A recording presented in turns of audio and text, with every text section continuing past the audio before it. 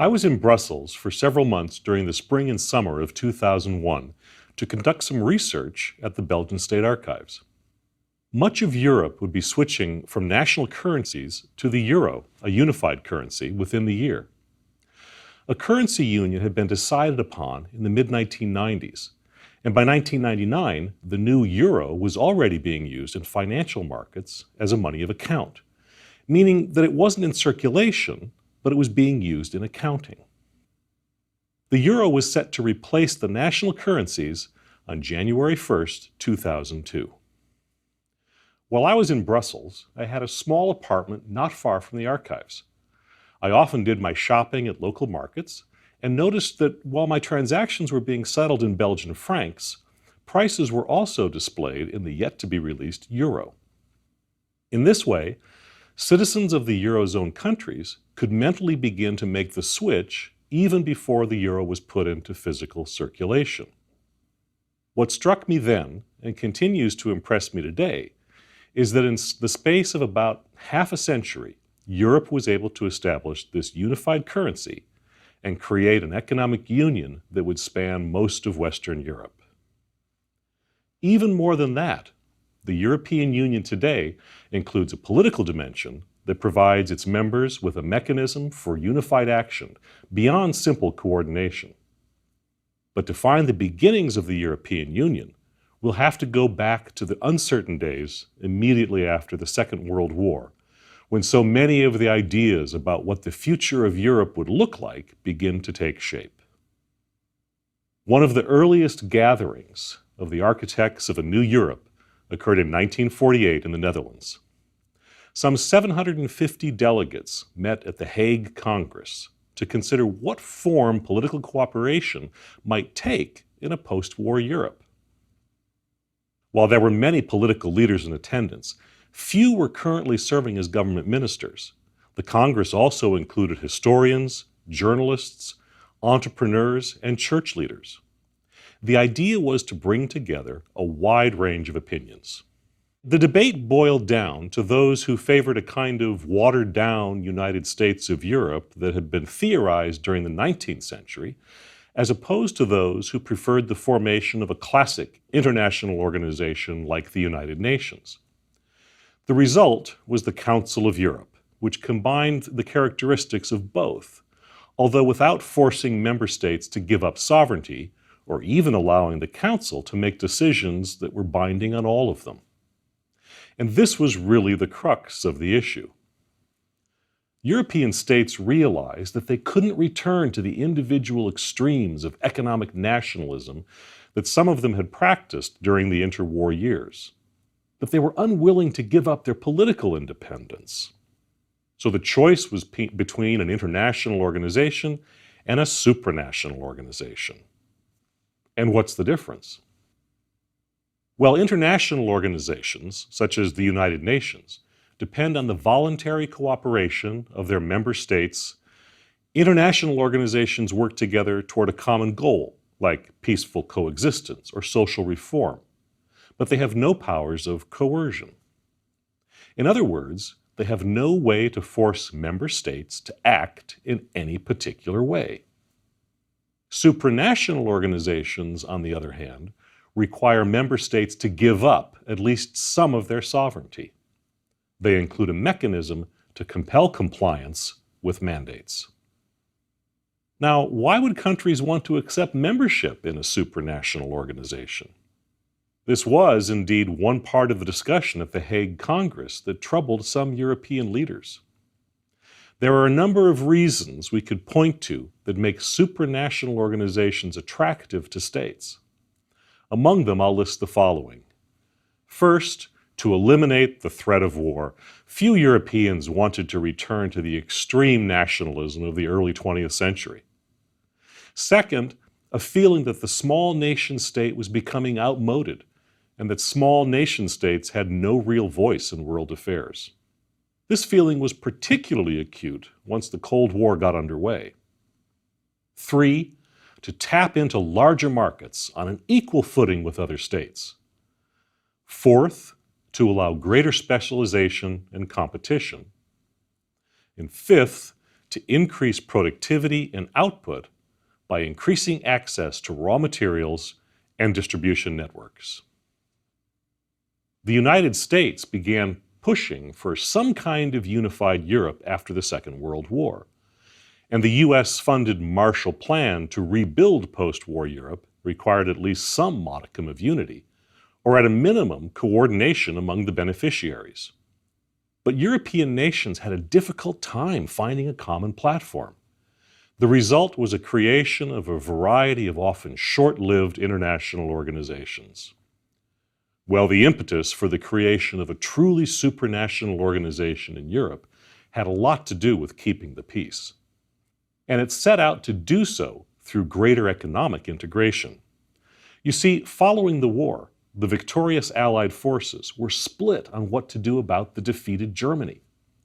The United States and Great Britain favored the idea that Germany should be rebuilt and allowed to reindustrialize without oppressive restrictions. They viewed this as increasingly important once the Cold War dawned. The French, on the other hand, wanted to keep Germany weak in order to increase French industrial production at the expense of German industry. France's Monet Plan, named after Jean Monnet, the civil servant whose name it bears, called for giving France control over Germany's coal-rich Ruhr Valley. This had already been one of the terms at the Treaty of Versailles after World War I, so it wasn't a new concept. Monet wanted to increase French steel production to 150% of pre-war levels. To do that, he wanted the Ruhr under French control. And if that weren't feasible, then at least under the supervision of an international authority. But putting the Ruhr under French control would make it nearly impossible for German industry to recover. So the United States objected, fearing that a weak Germany would give Russia too much influence in the East. France did succeed at dismantling quite a bit of the German industrial capacity in the Ruhr. But in the end, the Germans objected, and the Americans supported the German position. So the French failed in their attempt to drum up international support to keep Germany weak. Instead, the Ruhr Valley was placed under the control of the newly created West German government after World War II, meaning that the West Germans would be able to produce steel at a much cheaper price than France would. This would threaten the viability of French steel on international markets. Oh, and everyone agreed that the only way to recover fully from the devastation of the war was to rebuild a strong industrial economy. So the only solution to France's problem was the creation of a supranational organization that would even the playing field by controlling West European coal and steel production. And the person who led the way at creating this supranational organization was the French Foreign Minister Robert Schuman. Schuman might appear to be an unlikely individual to lead the French effort to greater economic unity in Europe, and he almost didn't get the chance. But when we look at his background, it becomes clear that he might have been one of the few people who understood the problem of bringing Germany and France into closer cooperation. Schuman was born in Luxembourg to a local woman and to a German father. With this pedigree, it might sound odd that he would eventually go on to become the Prime Minister of France. But we need to understand the political turmoil of the second half of the 19th century to recognize why this was not outside the realm of possibility. You see, Schumann's father was actually born in France, in the disputed province of Lorraine on the border with Germany. Lorraine was ceded to Germany following the Franco-Prussian War in 1871. And Schumann's father, like the rest of the population of Lorraine, became German citizens. The son, young Robert, was educated in Luxembourg and in Metz, the capital of Lorraine, which at the time was a province of the German Empire. He attended universities in Germany and in the regional capital of Strasbourg in Alsace, which also was historically a French province, but at the time part of the German Empire. He eventually settled in Metz, where he practiced law. When World War I broke out, Schuman was a German citizen, though he avoided serving on active duty in the German army. Now, after World War I, the provinces of Alsace and Lorraine were returned to France. So the populations of these two provinces, including Schumann himself, were declared French citizens, and his career in French politics began during these interwar years. When the Germans again invaded France at the outset of World War II, he continued in government for a time before resigning his post in the collaborationist Vichy government. He eventually became associated with the French resistance during the war, and after the Second World War, he returned to service in the French government. So Robert Schumann's background of moving seamlessly between German and French society put him in a somewhat unique position among French civil servants. He had an outlook that tended to transcend national interests, and he was very much a proponent of European integration, or even unification. While serving as the French foreign minister, Robert Schuman announced on May 9, 1950, a proposal to pool the coal and steel production of Western Europe.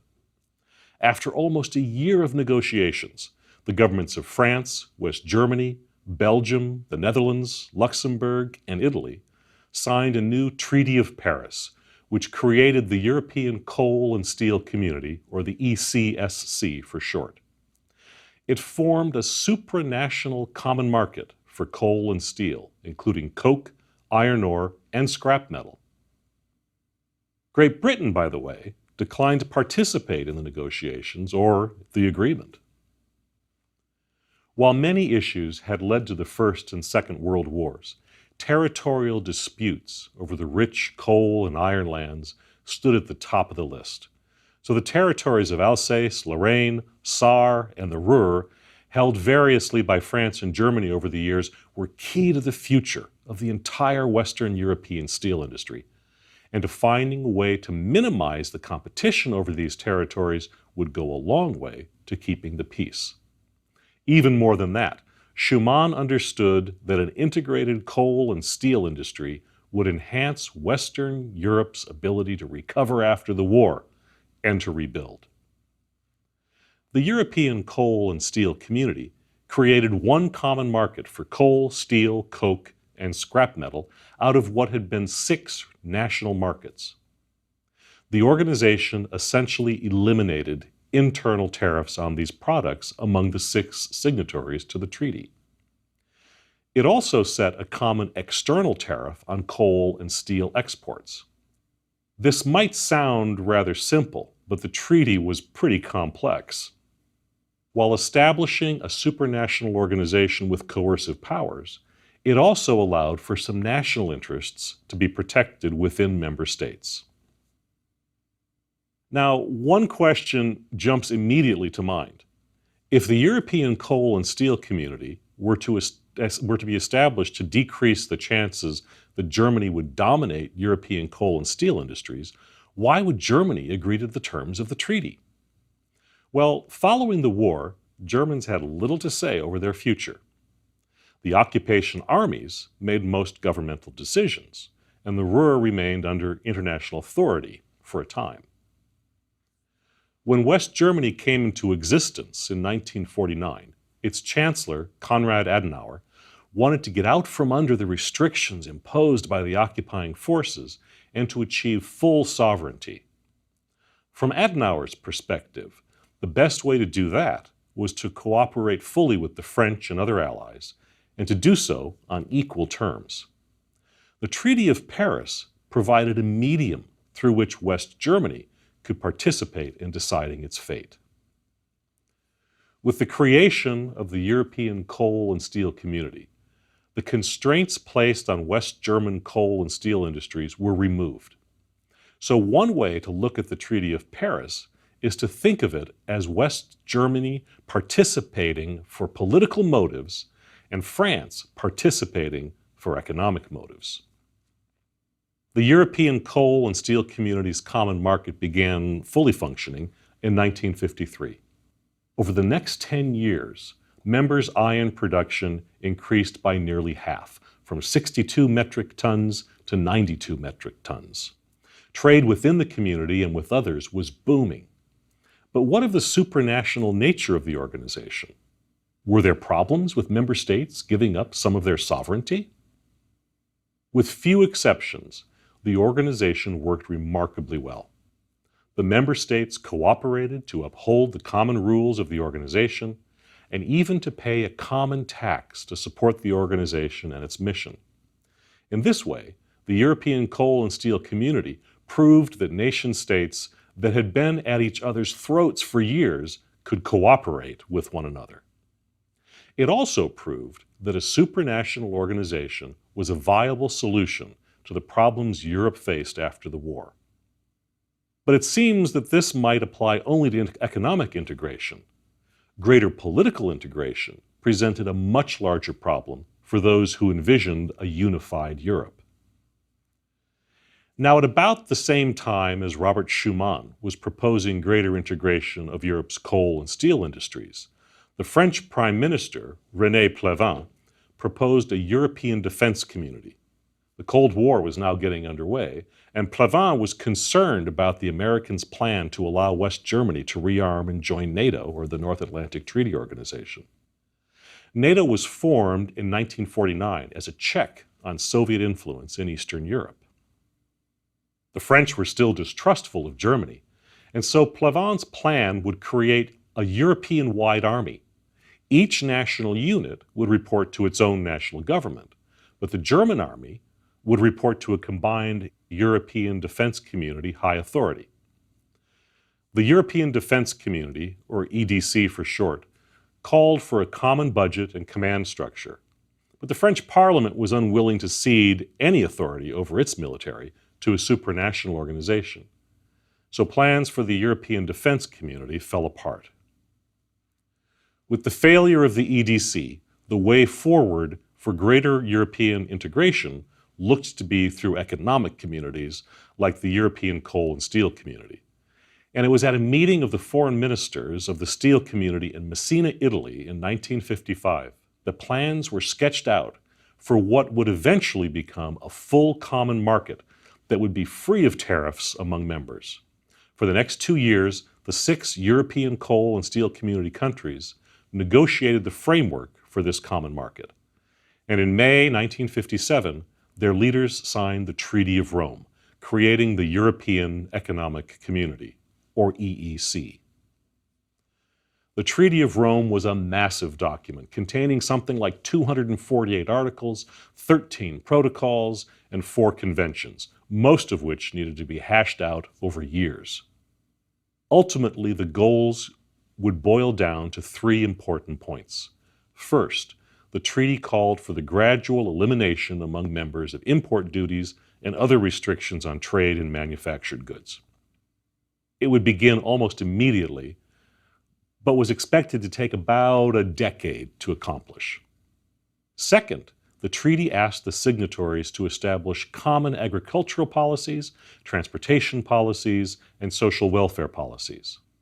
And third, the treaty suggested that members could not unilaterally renounce their memberships. This was challenged from time to time, but the common market was able to weather the occasional storm and retain its supranational character over the long term. In time, more European states joined. So at its inception, the European Economic Community had only 6 members. What about the rest of the non-communist European countries that did not want to join the supranational EEC, or could not due to constitutional issues? Well, Great Britain and 6 others, including the Scandinavian countries, along with Austria, Switzerland, and Portugal, banded together to create the European Free Trade Association. The European Free Trade Association sought to bring down tariffs between member states on manufactured goods only. It did not dictate tariffs on trade external to the group. This organization functioned well enough, and it continues to exist today in a smaller form.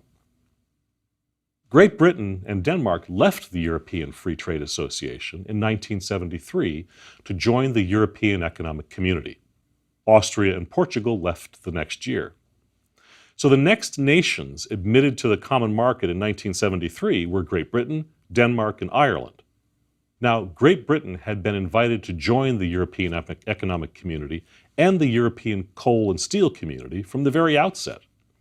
But it declined to do so because it wanted to focus on its own empire, which was still in existence in the 1950s, and because it opposed the creation of any power bloc on the continent. Besides, Britain was reluctant to give up any of its sovereignty to a supranational organization, no matter the potential benefit. But that was in the 1950s.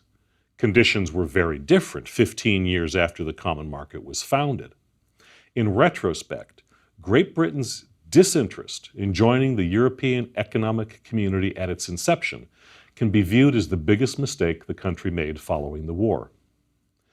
Great Britain was still the world's third most important power in 1945, but Britain was overextended and its economic outlook was not very good. While shedding its old colonies, the United Kingdom had hoped to keep them within its commercial orbit. But the former possessions were too poor for British goods. By the time Britain realized its mistake in the 1960s and applied for membership in the EEC, the French president, Charles de Gaulle, initially vetoed Britain's admittance. De Gaulle's veto was all politics. It had nothing to do with the common market, and his actions surprised some other members of the EEC. It was only after de Gaulle resigned as president of France in 1969 that the possibility of Great Britain joining the common market became likely. Some of the reasons the new French president, Georges Pompidou, supported British membership in the EEC were political as well. France had enjoyed an unexpectedly good relationship with Germany following the war, but Pompidou was uncomfortable with a move toward normalization of relationships between West Germany and Eastern Europe that was known as Ostpolitik. Even a greater concern was the growing power of Germany within the EEC.